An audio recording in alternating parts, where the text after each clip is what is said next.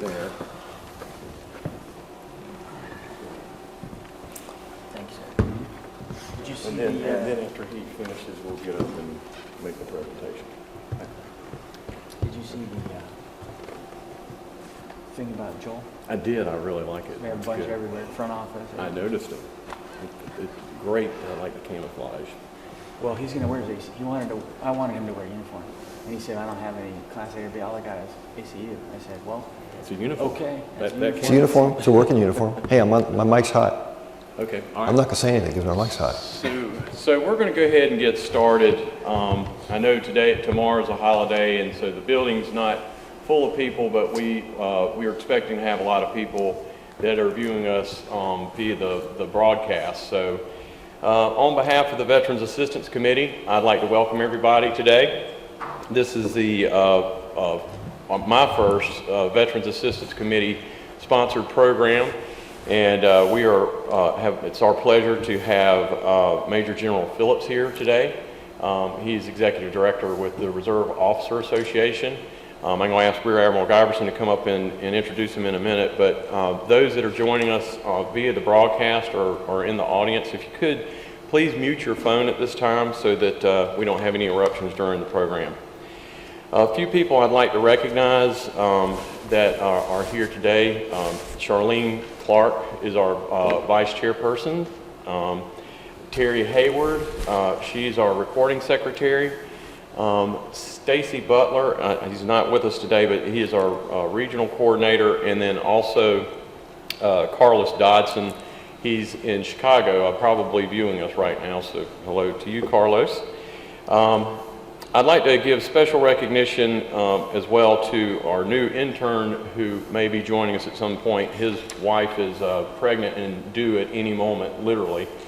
His name is Captain Joel Canfield, and we look forward to introducing him to you as well.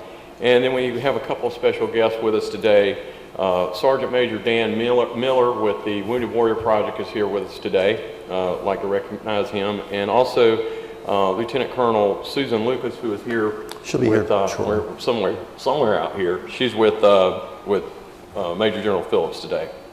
So again, thank you for coming. At this time, I'll turn it over to Rear Admiral Giberson to introduce Major General Phillips. Thank you. Morning, everyone. So great day, and tomorrow certainly a tremendous holiday for a very important reason. So I have the privilege of introducing a colleague and someone that's very distinguished with a tremendous career behind him and a new one ahead. Major General Jeff Phillips assumed the duties of Executive Director of the Reserve Officers Association of the United States on December 8th, 2014.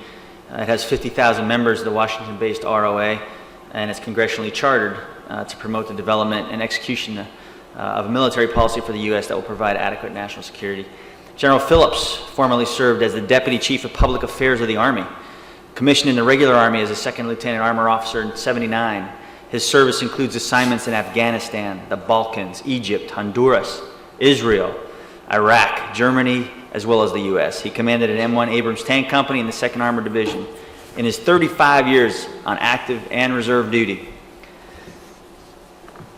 he has served in operational communications and logistics staff positions from battalion through Army levels.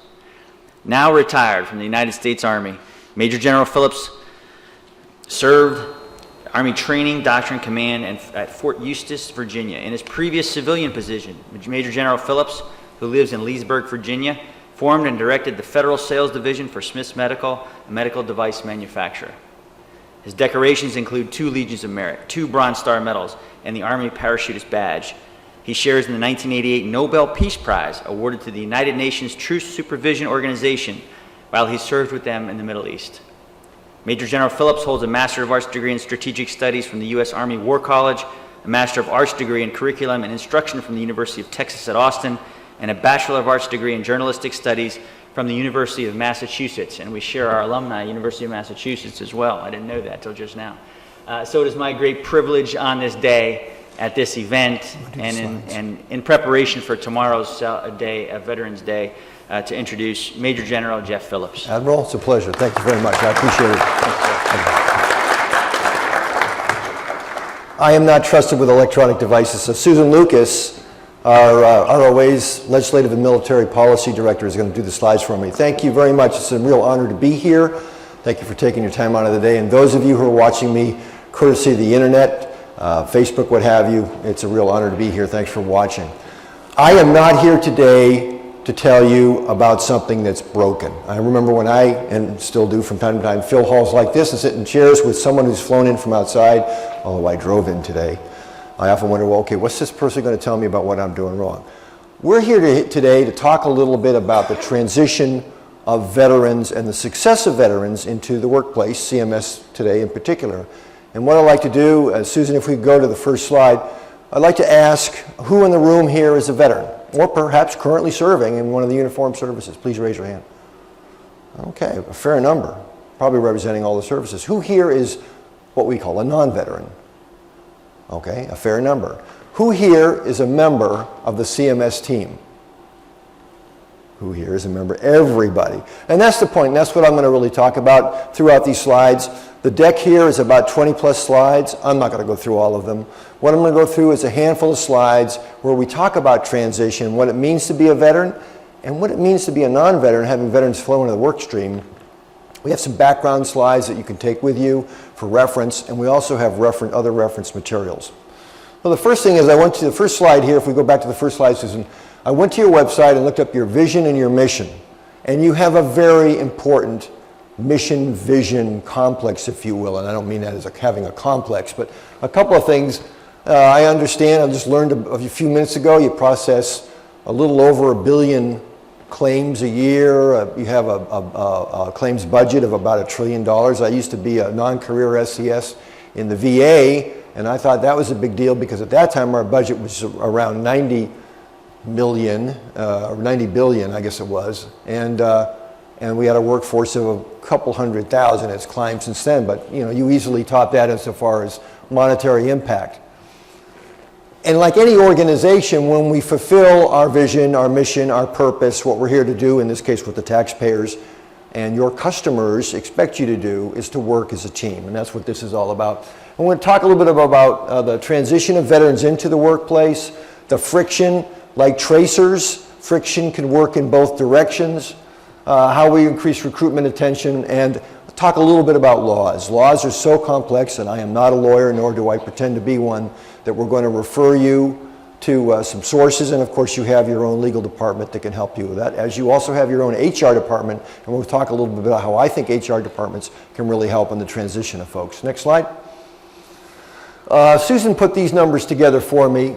The bottom line is there's a lot of attrition within the federal governments among veterans who are coming in for their first time. And it ranges everywhere from some highs that you see on this slide. There's a couple of departments, state and defense in particular, that seem to do a little bit better. Of course, those veterans among us will probably be able to assume with some degree of accuracy that DOD does better because it's kind of part of the tribe. You get out of the uniformed services, you move over as a GS or maybe an SCS into DOD, and you're among your people and you understand how everything's working, so it's a little bit of a better transition. State, I'm not really sure that one yet. In fact, having seen it, I'm going to look at it and see it. Why? Because it is in some ways a very different culture. Could be the international travel, I don't know. But there is quite a spread. Quite frankly, and this is part of my theme, is that while we're here today to talk about veterans, what we're really talking about, isn't it, is the transition of one set of people or one person with one cultural reality or background into another cultural reality. Person from, I'm an Army guy, so my tribe is the Army, and within tribes we have tribes, so my tribe within my tribe is the Army Reserve. And believe it or not, there are tribes within the Army Reserve. So, when we're going from one tribe to another, there are difficulties, and that's a little bit what we're going to talk about today. There are also opportunities. So right off the bat, what we did was we said, okay, what would be useful to talk about here? So let's take this first from the incoming veteran's point of view. And we realize we're generalizing. We're realizing not every veteran sees things this way. And we're realizing not every non-veteran experiences things this way. But what we're doing is we're picking out what we think are some dynamics that could negatively impact the attraction of and the transition of veterans into, in this case, CMS, and also the willingness, readiness, ability, capacity of non-veterans or people who maybe one day were, who are a veteran quite a while ago, who are in the workplace taking in these new folks from a different culture, different tribe. Right off the bat, slow decision making. We're going to get right to the point. And please, no one take umbrage. We're not saying that CMS doesn't make decisions.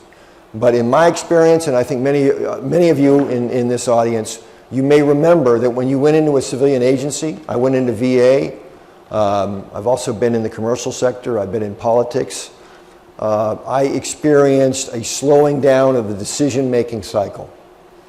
I was coming from the military, whereas, say, a captain, I had authority to make decisions in my tank company.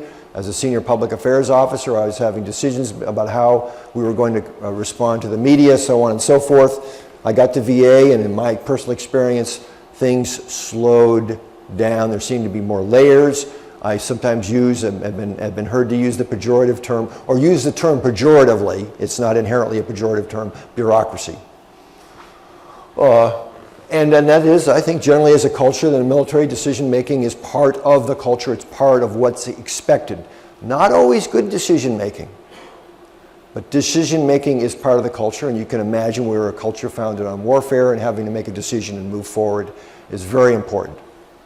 And that's kind of at the core of what the military is like. And once again, we're kind of going from the military going into the other culture now. Lack of innovative thinking. A lot of folks will get into an environment and they just don't seem to think that there's a lot of innovation going on there. They're coming from an environment where, especially during wartime, which, let's face it, is a lot of what most veterans know now, young veterans, all they know is wartime for the last 15, actually more like almost 20 years now. And in wartime, as we all know, military budgets go up, innovation is allowed to occur without the bureaucratic hassle. Our uniforms change dramatically over time, our equipment changes, our R&D expenditures go up, new gear flows into the field. That influences, I think, in my experience, almost 37 years in the Army, that influences how we think. We think a little bit more in an agile manner. Resentment stemming from federal hiring preference. Now, I myself was in a hiring authority in VA. And I remember thinking I wanted to bring in certain kinds of people in public affairs at that time. I was a deputy, basically I was the Deputy Assistant Secretary for Public Affairs in VA, as well as White House liaison.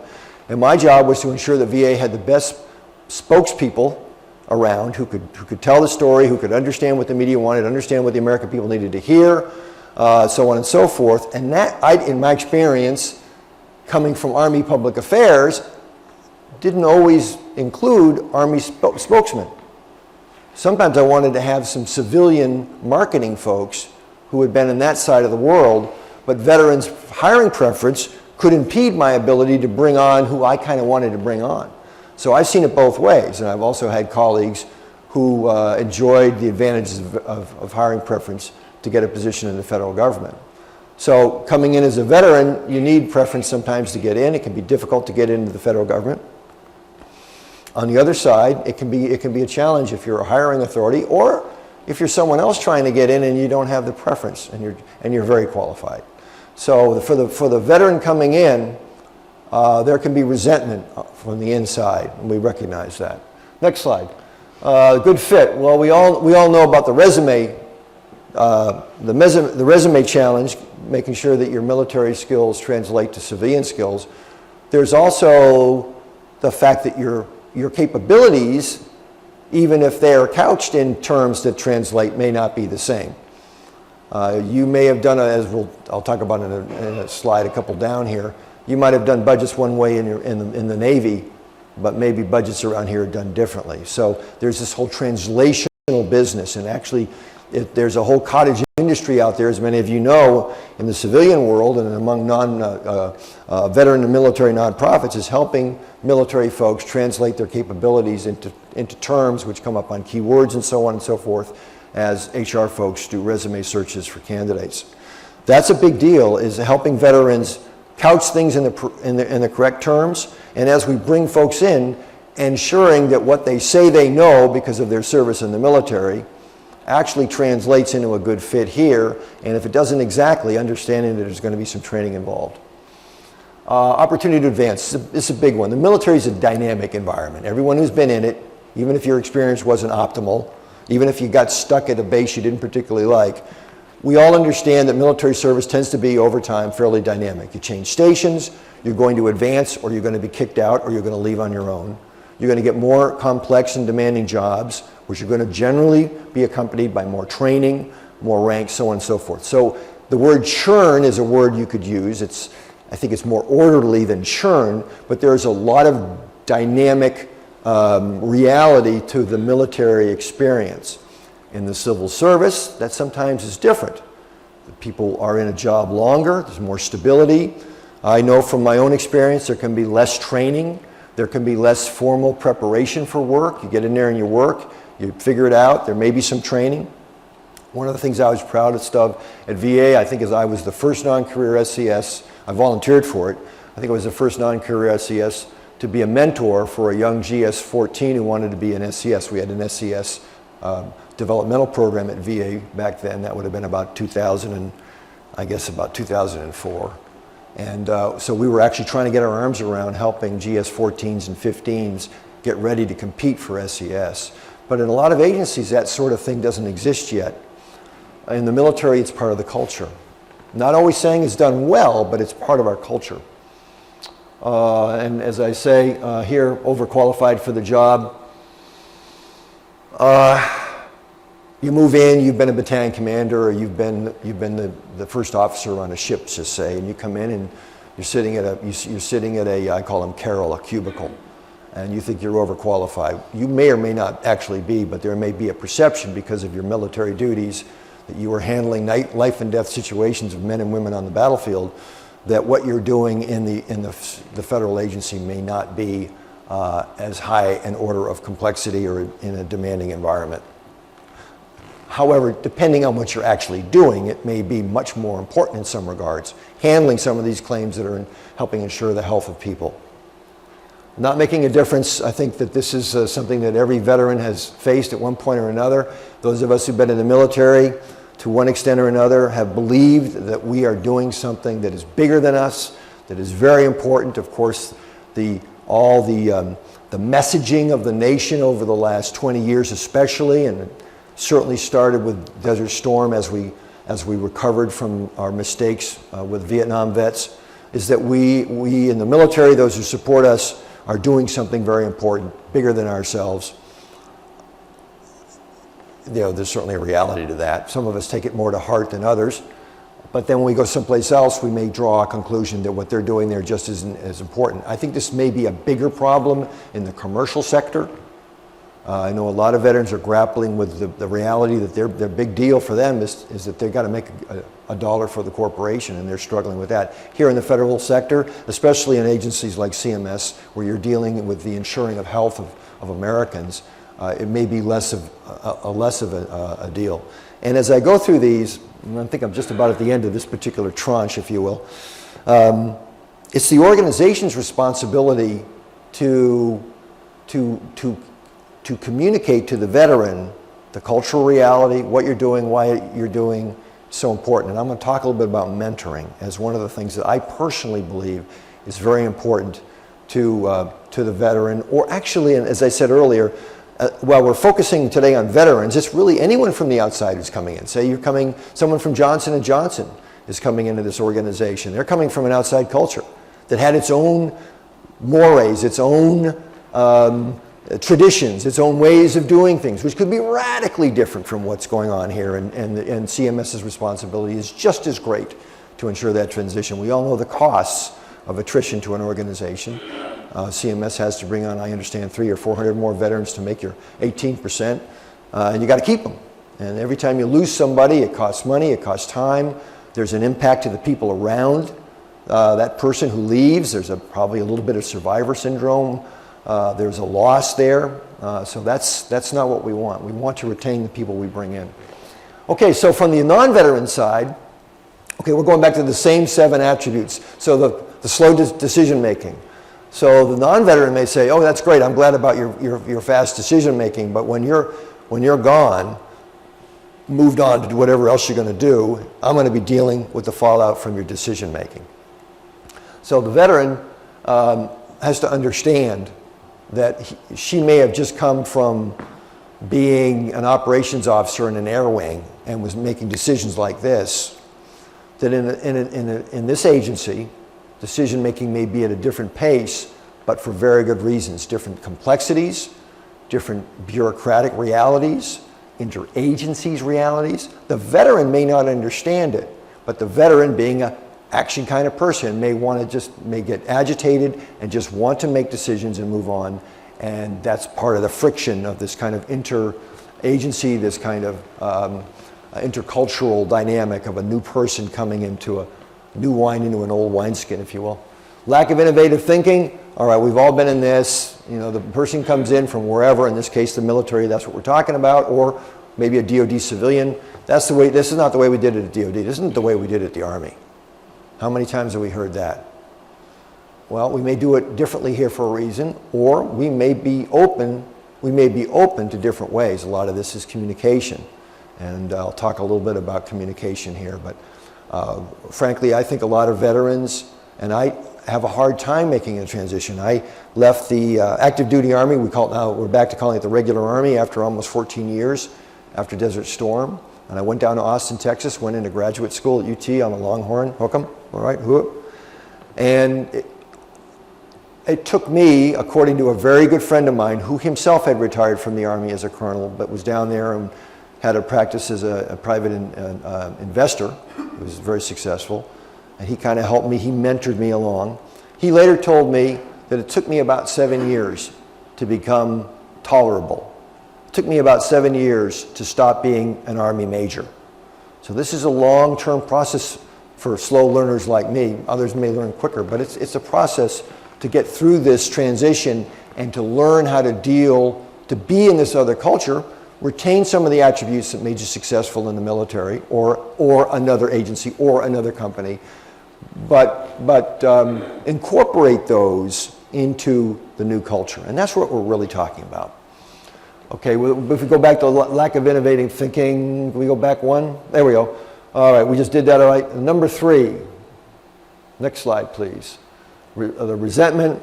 I think I've already touched on this, the potential resentment when someone comes in and takes your job or your promotion, or you knew somebody who needed to come in on your team and they couldn't come in because a veteran had 5 points, or if they were a disabled veteran, they had 10 points. Not fit, we touched on this, Elsie, but this is looking at from the other side. I think that one of the things, and I will say this for the military, I'll say a lot for the military, but this I'll say in particular regarding job fit. In the military, we're taught normally to be able to do a lot of things. There's an expectation that if you're dropped into a job, even without optimal training, even without optimal conditions, and I'll speak particularly for the Army because that's my tribe, you do it. You figure out how to get it done and you do it. You may not do a good job.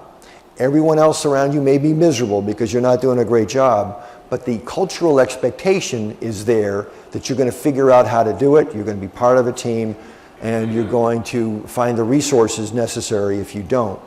So if someone comes into your culture, CMS, and it's said on their resume that they're a budget expert in the Navy, but it turns out that they may not be a budget expert in the terms that used here at this agency, I'm willing to bet that veteran, if helped to understand that they have to learn some different things, will make the transition with a fair degree of facility.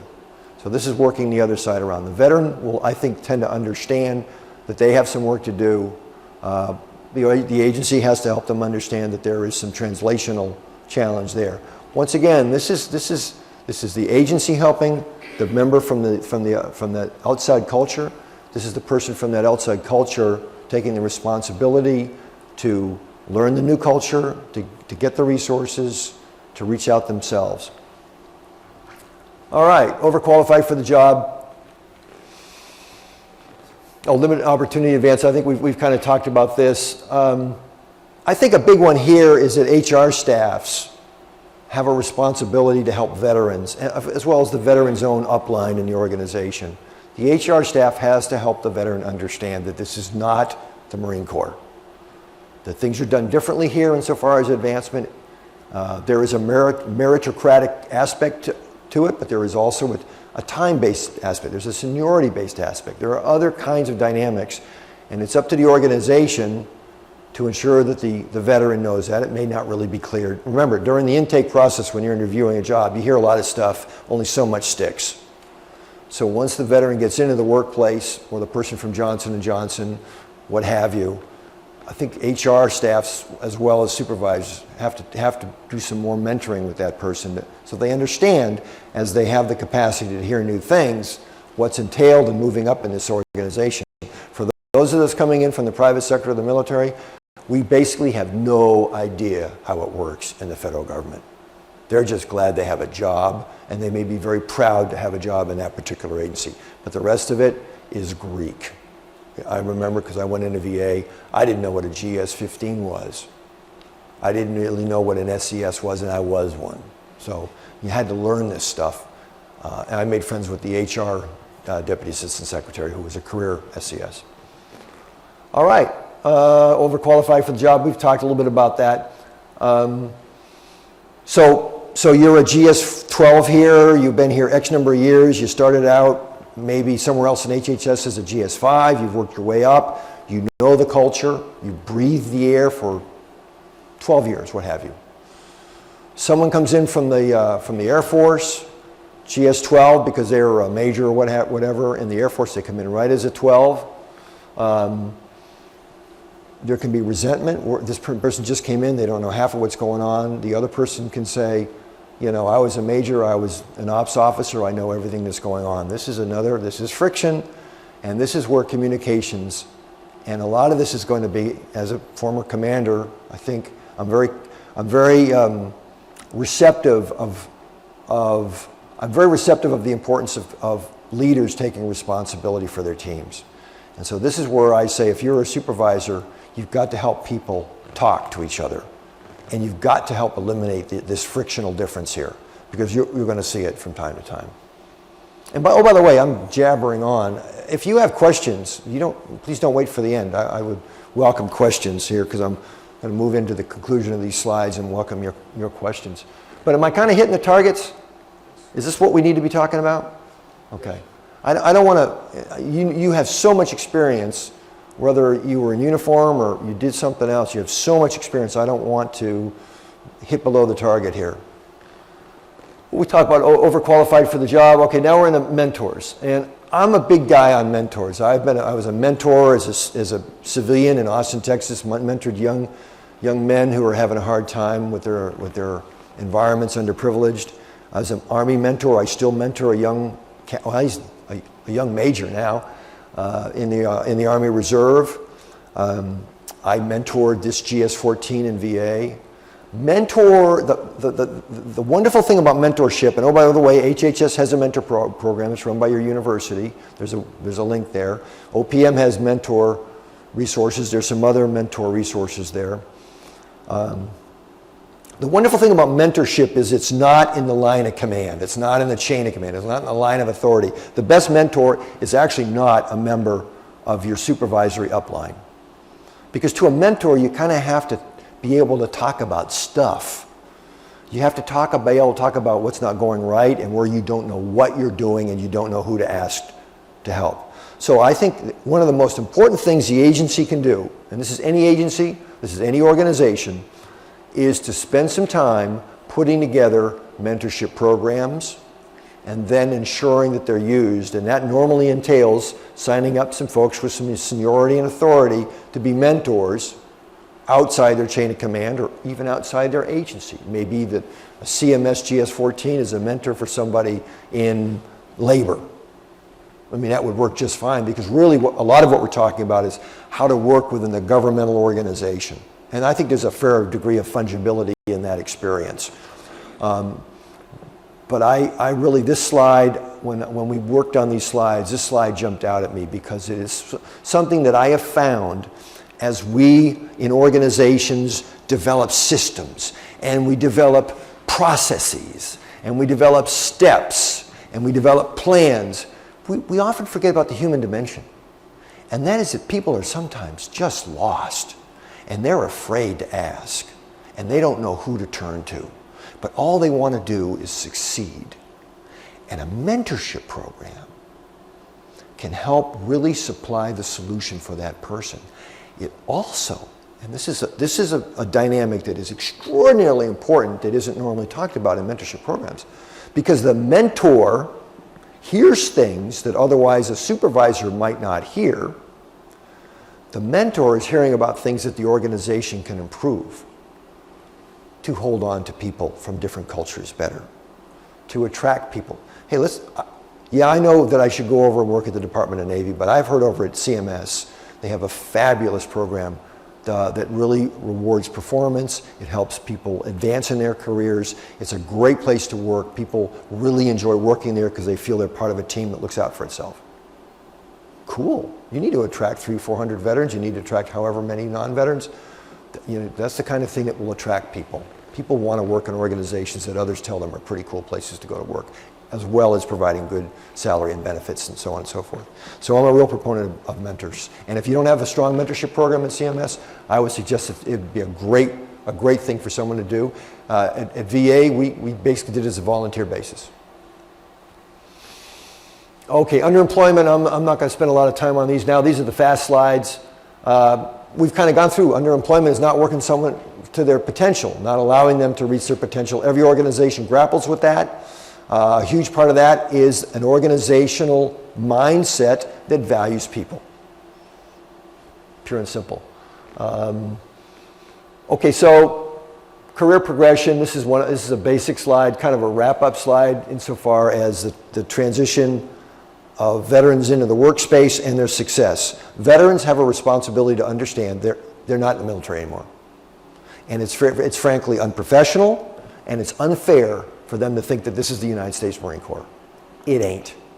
This is CMS, and it's a magnificent organization with its own rules, regulations, mores, traditions, standards, processes, vision, mission, customers. The veteran should say, I was in the Marine Corps, my heart is still in the Corps, today's my birthday, and I want to bring the best of that to help this team. And the team should communicate that to the veteran. We want what you bring. We respect what you did.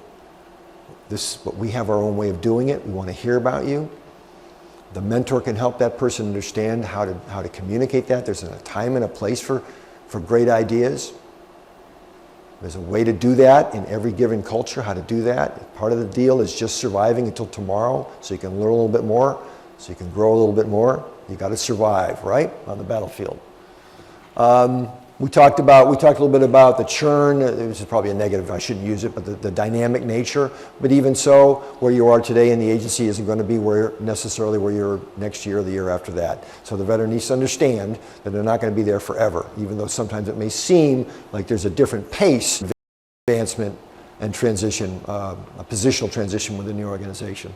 We found that veterans don't find the right fit until about the third position. This is a big generality. Some veterans find it right off the bat, some don't ever find it. But the agency has a responsibility to help that veteran as he or she is transitioning through and finding where they really fit. That's the job of supervisors and I think the HR team, as well as peers, helping them understand what they're doing, and mentors. Okay, we got there. Next slide is now a little bit more specialized knowledge that I do not propose to be an expert on, and we can get you information, but this deck has a lot more slides in it with some information. As many of us know, the preference goes up to 10 points if you have a disability, not just military, but a disability covered by ADA. Next slide. And a little bit about the ADA itself. Next slide. If there's any questions on these, we'll slow down. They're in the deck that will be provided. Next slide. USERRA, there's also some information about it for those of you who are in supervisory positions or who are reservists, members of Guard. USERRA is very important for you to know about. And on our website, ROA's website, there's a tab called Law Center. And I recommend that you go to that. There were a bunch of law reviews that were written by a great retired Navy captain named Sam Wright, who's probably the nation's foremost expert on reemployment law, USERRA law, and how it's applied. This is a murky area for many, and it gets a lot of agencies, private sector organizations, and reservists in trouble trying to sort through this. So I'm not going to try to brief the law to you, but essentially it preserves the rights of the service member who deploys or leaves for military duty to be able to come back within very, very strict guidelines, be able to come back and assume the position they left or a similar position, and a position of seniority and composition that would have been there had they stayed all along. And one of my favorite sayings is that tracers work both ways. Well, they do in here too, because if you left the Al Smith Ball Bearing Company in 2008 as a director making $120,000 a year, and the Al Smith Ball Bearing Company fell on hard times, and when you got back, directors were making $80,000, then USERRA would say that the company is justified in paying you the $80,000. So it works both ways. But this is all set out in law. We can help you find any information if you want. And like I say, it's on ROA's Law Center website. This is more detailed. Let's see, Wounded Warrior Federal Leave Act, fairly new, about a year old. Essentially, someone who is a wounded warrior has a period of, I think it's 104 hours of additional time for recuperation once they leave an agency. And this is a recognition of the fact that people just don't instantaneously heal, that there's a lot that goes on, especially with our amputees, who undergo, in many cases, some horrific after effects of a traumatic or surgical amputation. So this law was passed to accommodate the recovery of those people. And actually it can cause some friction in their team when this person goes on more leave. So there's understanding that has to occur. All right, Susan, am I skipping anything, missing anything? You mean I'm being perfect? Oh man, so I can't believe that. So right here, okay? Veterans are trained to work in teams, to contribute, to be accountable. Veterans want to serve, contributing to a purpose larger than themselves. Veterans want a productive and positive work experience that rewards achievement. They want to advance in their careers. They want to be understood and respected. And I'll bet that's real different from everyone else, isn't it? We're all one team. So really what we're talking about is helping people from another culture come into our culture and to be part of that team. And that's what we're really talking about. It could be members of the military. It could be someone from a different age group, someone from a different, well, I don't think we have racial group problems anymore, but a different national group coming from another country, experiential background. It's all about us being able to communicate, understand our common purpose, make the best use of everyone's talents, those who have shortcomings or difficulties for whatever reason, helping them overcome those to become productive members of the team. My belief after being in organization since I was a Cub Scout, and I took being a Cub Scout very seriously, I ended up being an Eagle Scout, was that organizations want their members to succeed. And the people in the organizations come to work to succeed. And it's up the job of leaders and managers to understand that everyone comes to work with a brain for no extra charge. And the job of leaders and managers is to make use of that whole person. Let's see what we have after this. I think we're about at the end of the slideshow. So I've consumed about 40 minutes of oxygen. And what I'd like to do now is welcome questions or comments, not just questions, but comments to each other. What are you thinking about trends? Those of you who've been in uniform, Tech Sergeant Brooks, what was it like to come into this organization? I have a hand up right here. Hi everyone, Charlene here.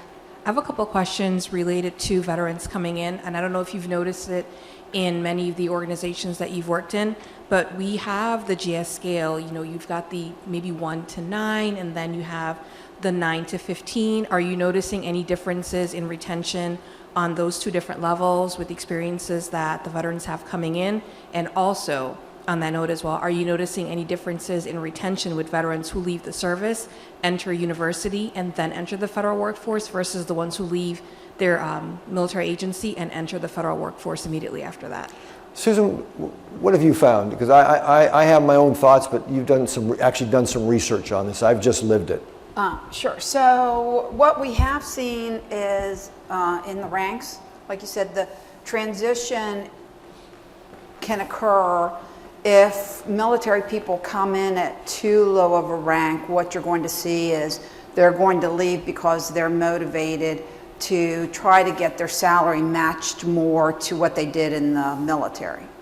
So that's where the GS scale can work, because I've actually seen individuals who came in as 13 or 14s, and I mean, I came in as a GS3 when I started. So and you're a retired Air Force lieutenant I'm colonel. retired Air Force, but I also came in as a GS3. So I retired civil service and retired Air Force.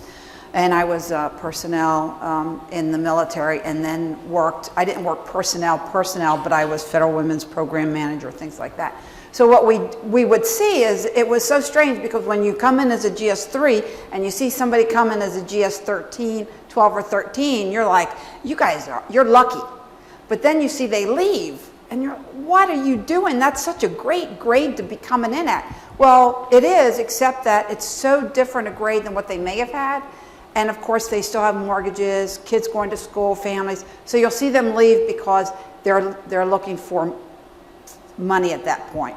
I have not seen differences from individuals who have gone to school and then gone to civil and then gone into the federal agency. And in fact, I actually haven't seen that a lot. Because what happens is you tend to have people in the military now that are very highly educated. We enjoy probably the highest educated force that we've ever had. I was in an Army history. tanker. Except for, you have to overlook some people's backgrounds. But you do have a highly educated force, so I'm not seeing that difference. And it may be out there, but those statistics or problems that have occurred have not come across my desk. Does that address your question? Yes, and I have lots of questions, but this is Well, good, sir. absolutely. I'll let someone else ask. I would suppose that someone who was younger coming in, maybe they were an E5 in the Army and they come in, they would probably be likelier to stay. They would probably assume, I'm going way out on a limb here, never having been an E5. They would assume that they don't know as much and that there's more to learn, and perhaps their perceptions may not be accurate, and that a person coming in from a position where they were a field grade officer might just know more about the world and expect more. I don't know if that's the case or not. Well, that's part of why I was asking, because we talked a lot about mismatch of skills, but Yeah. I'm also wondering if we also have a mismatch of expectations. I'm sorry, I didn't hear. and I didn't a hear. mismatch of expectations across both sides. So I was in the military, say I was lower enlisted versus higher enlisted versus being in the commissioned corps. There are a lot of different expectations on yourself and on the public's self as well Right. when you're dealing with that. So I think expectations, we can make generalizations, which is fine as long as we realize they're generalizations. They can be all over the map. And part of this deal is helping people understand what they're getting into. And that's writing out the job description and all those sorts of things. But I know retiring colonels who will do anything. They just want to make mortgage payments. And others who expect to change the world in the federal government. So you can generalize. I think the important thing is human being by human being. You take human being by human being. And this is a retail business. People is a retail business, one by one, because they're all different. And so that's why I make generalizations, but I'm very cautious about them. Questions? I'm going Sir. to help answer some of our stuff. My name is Stacy Butler, retired United States Navy Chief. All I right, work Chief. in HR, so I'm going to give straight. So I just pointed my finger a lot at you, didn't I, with HR? Well, my reason is, like she stated, I came in the federal government and I felt I was lowball. And I did. I'm a retired Navy Chief, came in as a GS4, working on Aberdeen, Proving Ground, APG, Resumex, when they had Resumex out. To answer the question is, a lot of things plays into place. One, some is with our constituents on the outside, closing bases down, taking jobs away from areas to make people have to travel so far to make a living. As of today, I still don't make what I was making when I was on active duty, okay? And I've been in the federal government for 7 years now. Some of the things, like you said in your slides, know what I see every day as an HR specialist, what I see every day, and I try to talk to my veterans. One, let's get that language out of our mouth to, I just want to get in the system. Don't shoot yourself short. That's what happened to me. That's what happened to me. Had I not did that, I should be a SES or a GS-15. Well, the Admiral's right up here. He's listening to this. Right, I'm glad. And we spoke once before. I have a master's degree. I went to school because what I seen was going on at Resumex. I was an intern program, and I went and got my master's degree in organizational leadership because I was in my field. But the thing what's happening out here and what's wrong in our vets, and since I've been here, I helped a lot of vets. Some of these people here know me, and they can tell you on the sidebar, I took them. What they want to know is, one, how do I write my resumes? Okay? I done took 06s to the sidebar to show them how to write their resumes, how to fit in. Again, one of the things I think was wrong with the agency too, a lot of the federal agencies, is you do have to get to know that veteran, and are they in spaces where they should not be? And what I mean by, like you mentioned it, you said to don't underutilize them. You know what I'm saying? I feel my skill sets are being underutilized. I mean, I'm 50 years old, and I can go find a high school student with a C average and can do exactly what I'm doing, if not more. Right. So those are things with right now, what I think some of these veterans is, and help me out, y'all know, because you call me in the hall and you always pull me up. Some of these vets, what we're trying to get is, the managers need to understand when they receive the resumes, if I'm a specialist, I'm sending you a qualified applicant. Don't tell me no, because I could have sworn me and you sat down and we talked about these. We talked about these. This is your specialized experience, and this vet does meet them. And one of the systems is we need to have a generalization of how are we using the delegate examining unit to, when vets make that list, then the manager don't want to use that list. It's a shame to say that it's their discretion, but this is the person who was out there fighting and coming back with lost limbs and stuff, but getting bypassed. This is what these young men and women, there would be a lot more here today, wasn't for the holiday tomorrow, probably in here trying to ask you questions. But if you want to get to the root of the problem, I've been in HR for the last 7 years.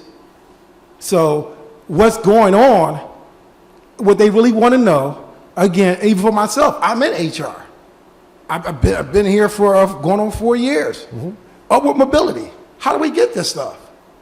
This is what's going on. Like I said, my goal is not to be working for another 20 years. I did 24 years in the United States Navy. Some of these things, we got families to feed. So if you have families to feed, the question is, how you do it? I'm a classifier and I'm an HR specialist. So what I say out my mouth is 100% accuracy truth. What's coming out of me, if you want to see data, that's what I like to know. Where's data? Show me numbers. That's what some of these people are looking for. Thank you, Chief. I appreciate that. Ma'am. Thank you so much for coming. Oh, it's really an honor. appreciate it. So I am the deputy in the HR group. So I just wanted to let you know some of the things that we're doing Great. for veterans. So we And have let your colleagues know. Yes. So we have a very, very strong mentoring program here. So you talked about that. So we can match individuals, and we have a very strong veteran recruitment team who works in conjunction with Dan and the VAC. Marla Lazarus is our team lead. And what we're doing is we're developing a veteran recruitment strategy.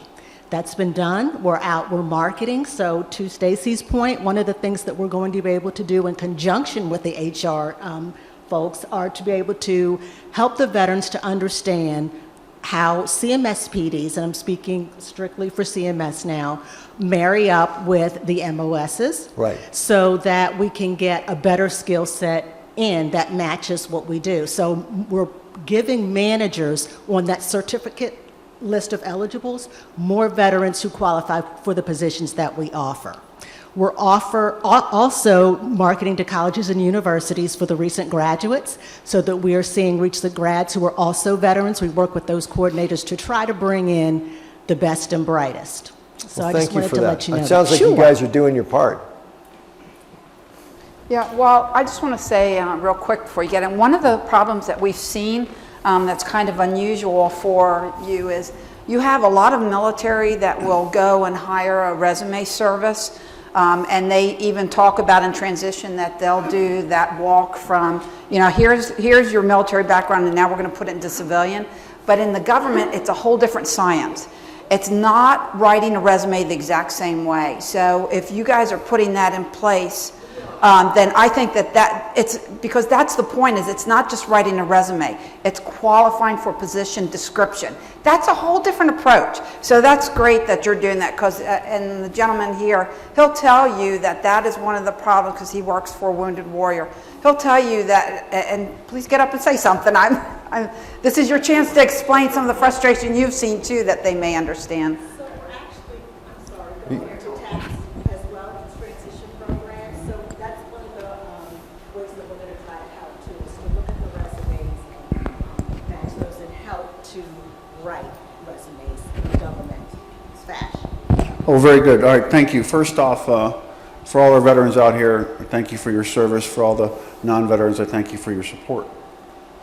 The SEPs and TAPs, traditionally in the military, it's all right, but it needs to be better. A lot of things that I see at Wounded Warrior Project is our Warrior to Work specialists are taking these veterans that are coming in, and SEPs and TAPs has fallen short. They've been busy doing their job in the military, and then all of a sudden it's time to get out, and they've prepped a little bit, but they can't get rid of the military language that they've been speaking over and over again every day.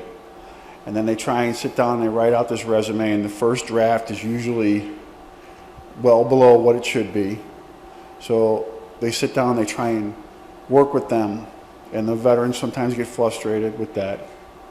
All right, and then they get afraid, they get scared that they're just not qualified, regardless of rank, regardless of their job. They just don't understand where their MOS plugs into working for the federal government, this big giant government entity over here, and I was just this guy over here. And you know what? Not so much in the officer ranks, as the general had stated, but a lot of enlisted service members, Marines, Navy, regardless, they don't, it's a big entity to them, and they don't know how to approach it. So anything that can be done to help that, you know, we work very hard to sit the service member down and say, listen, we start, you know, from point 1 to point 50. This is what you need to put in your resume to understand it and have realistic expectations. If you want to go work at the VA or you want to go work at CMS, what do you want to do? It's not the sky's the limit. It's what can you do to help CMS? What can you do to help the VA? And be a realistic person when you do it. And then once you start, it's that communication back and forth. I know a lot of veterans that put in for different jobs in the federal government. They don't hear things for a period of time. They don't necessarily know who to turn to. They get discouraged, and then they go off and try and do something else. So. Yeah, so what I've said to people when I've helped them on their resumes is I've said, if you promise that you won't expect me to go refuel an airplane, I promise I won't expect you to write a resume. Well, remember, the world doesn't stop at that. You know, the new employee, the new person comes in and is there a couple of weeks. It's time to start, because you only hear what you only hear in the beginning. You're focused on getting the job and getting in, and a lot of this stuff goes right through. The organization has a responsibility, and the veteran, or the veteran has a responsibility to follow up too. Yes, ma'am. I got two things, and some are just comments. I'm from the enlisted ranks of the military service, 30 years Army. 30 years? 30 years, between active duty and reserve. And I know a lot of times when the resumes were seen and you've come from the enlisted ranks, then you're not your qualifications are not there. They're not seen because, you know, one thing that the civilian sector does know is the difference between the enlisted ranks and the officer ranks and what that means. I get a little put back because at an E5, the responsibilities that I had outnumber some of the SEAs that I see today. You know, as an E5, when I first came in 1980, you know, because we're trained, all the slides that he had up, tell what we do, and we're trained that from an E5. So my responsibilities are outnumber a lot of SESs. The other thing that I wanted, but I see that you guys work, so that's awesome. That's awesome. So that comes through. The other thing that I wanted to mention, and just to mention, is the leadership factor that military service members are afforded and that we are used to. The thing that we're taught is mission soldiers, and it works both ways. If your soldiers are not taken care of, your mission is not going to get accomplished, and we're trained across all the services. I'm sure mission comes first, but if you don't take care of your soldiers, so as our human capital person is sitting up, our management, the leadership styles, and the leadership, to me, needs a lot of work.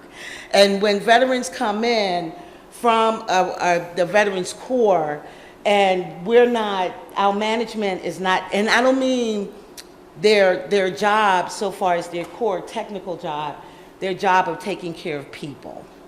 And so we are accustomed to that, and no matter what grade or what level we are at, when we come in, we expect certain things from our management. And that may be a cultural thing that may be a problem when veterans come in. Because when we come in and those things aren't there, we kind of think, okay, he's not qualified, why are they met? So those are things that I just think that people may need to take in consideration. And when you're hiring veterans, understand that we're trained to be leaders, trained to follow and lead both in the services, all of them, from day one as a private. From day one, when you step in, you're gonna train, you're following at this point, but you eventually are gonna be leading. So we're trained to lead and manage, as they say in the civilian force, personnel, to manage. We call it leading personnel. In the civilian force, it's called managing personnel. And I think that's a big, because the veterans force is going to get larger coming into the civilian environment. It's just going to get larger, including with things that are going on now. And so maybe management and the leadership within the human resource department, because the things are in place, but it's not a normal culture in the civilian world. But I see that they're in place, but it's not. So that may be a cultural thing that people may not think about from going from military to civilian, because I have major problems with the leadership and way things are managed. Thank you, Sergeant. We can take one last question, and we want to make a quick presentation to Major General Phillips. And also, because the time here is limited and you have other things to do, I will be glad to share with you my email. And if you have questions or comments, thoughts, suggestions, I welcome your email, and we can get it expertly staffed, if you will. So I will make sure that we provide that to you. Yes, ma'am. Okay, I'll give a quick comment. I'm an Army veteran as well. Thank you. I've been in the federal service here at CMS for 13 years, or 13 and a half years.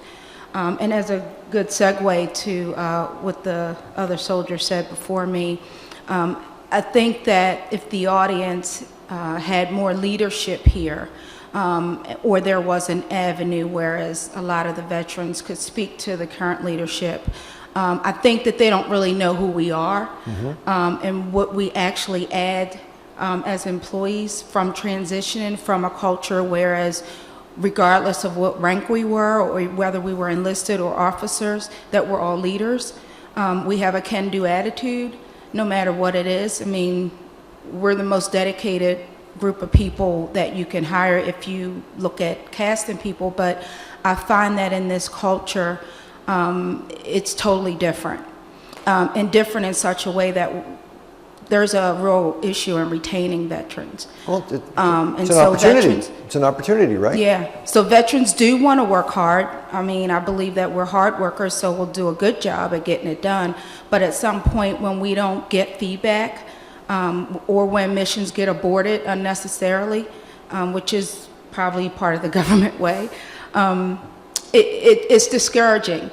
Because there's an end point at some way, this is what the mission is, this is what we're going to do. We get to that point, we don't get the feedback, and now we're going to go another way anyway, which we'll follow that. Sure. But I don't think that there's a connection enough from leadership to understand your soldiers' dedication to making you look good and getting it done. So whereas Stephanie, you know, is doing a great job in coming up with things to recruit, I think a lot of work needs to be done in retaining.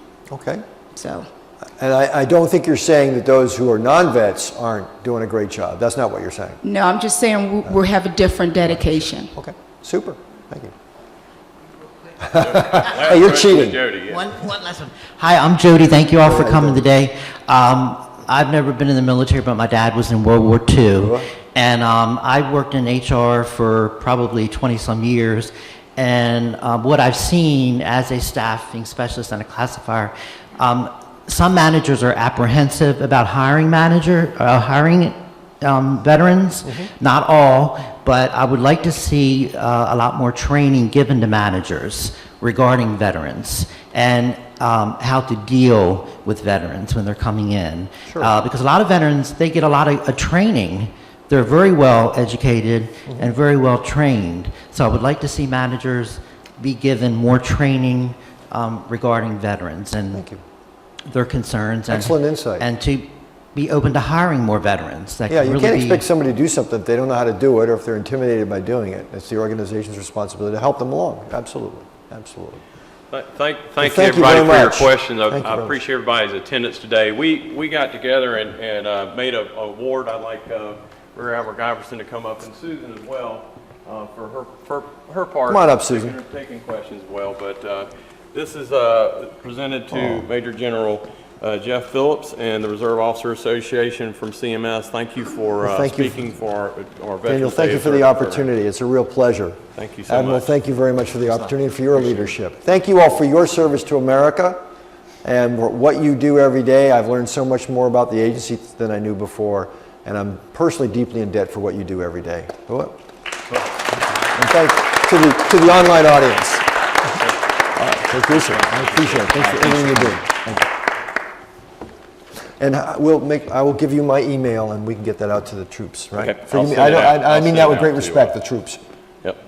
Okay, so this concludes our Veterans Day Observance Program for today. To beautiful. you and to all veterans, I wish you all a very safe and happy Veterans Day. And please sign in and fill out your surveys as well, if you wouldn't mind, before you leave, so we can know what we did right and what we can improve next time. Thank you.